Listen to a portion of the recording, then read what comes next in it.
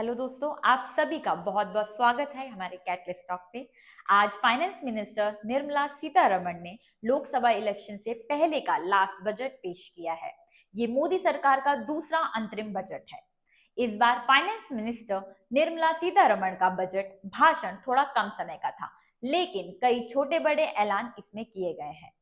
इन जरूरी बातों को यहाँ हम पॉइंट वाइज बता रहे हैं। इनमें कुछ फिगर्स हैं और कुछ जरूरी पॉलिसी डिसीजन जिनका आप पर असर पड़ सकता है।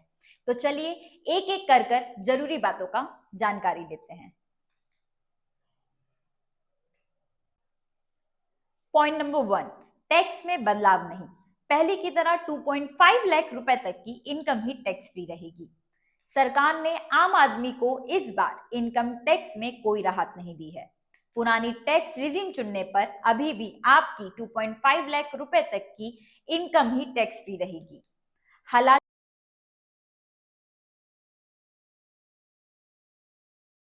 इनकम पर टैक्स बचा सकते हैं। वही नया टैक्स रिजीम चुनने पर पहले की तरह 3 लाख रुपए तक की इनकम पर टैक्स नहीं देना होगा।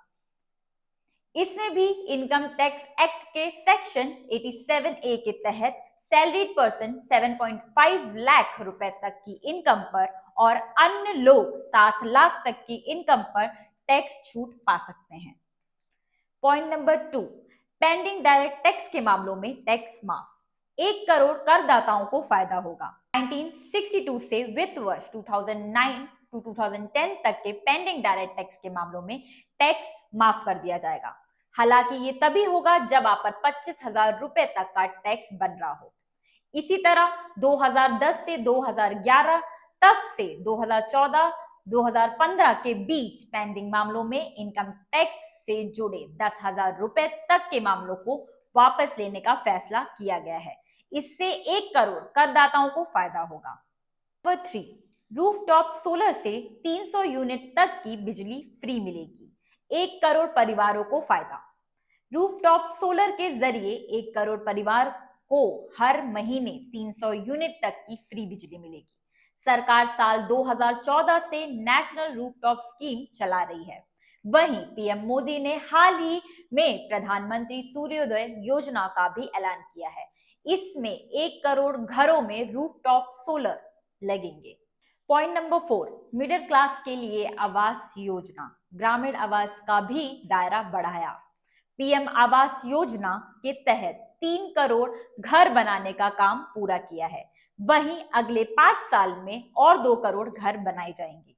इनके साथ ही फाइनेंस मिनिस्टर ने कहा है कि सरकार योग्य मिडिल क्लास के लिए अपना घर खरीदने या बनाने के लिए एक आवास योजना शुरू करेगी। पॉइंट नंबर 5, लखपति दीदी का दायरा बढ़ाया। 3 करोड़ महिलाओं को लखपति बनाने का टारगेट। बजट में लखपति दीदी योजना के तहत 3 करोड़ महिलाओं को लखपति बनाने का टारगेट रखा है। पहले ये टारगेट 2 करोड़ था। इस योजना के तहत अभी तक 1 करोड़ महिलाओं को लखपति बनाया जा चुका है। योजना के तहत महिलाओं को एंटरप्रेन्योरशिप, इंडस्ट्री, एजुकेशन या दूसरी जरूरतों के लिए स्मॉल लोन दिए जाते हैं। Point number 6, tech savvy youth के लिए 1 लाख करोड़ रुपए का कोष। 50 साल तक ब्याज नहीं लगेगा। वित्त मंत्री निर्मला सीतारमण ने टेक्नोलॉजिकल रिसर्च की लॉन्ग टर्म फाइनेंसिंग के लिए 1 लाख करोड़ रुपए के कोष की घोषणा की। यह लोन 50 साल के लिए होगा। इस पर कोई ब्याज भी नहीं लगेगा। इसका फायदा प्राइवेट सेक्टर को अपनी रिसर्च और इनोवेशन को बढ़ाने में मिलेगा।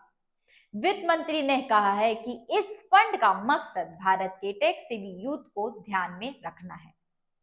ऐसी वीडियोस के लिए बने रहिए हमारे चैनल कैटलिस्ट टॉक के साथ।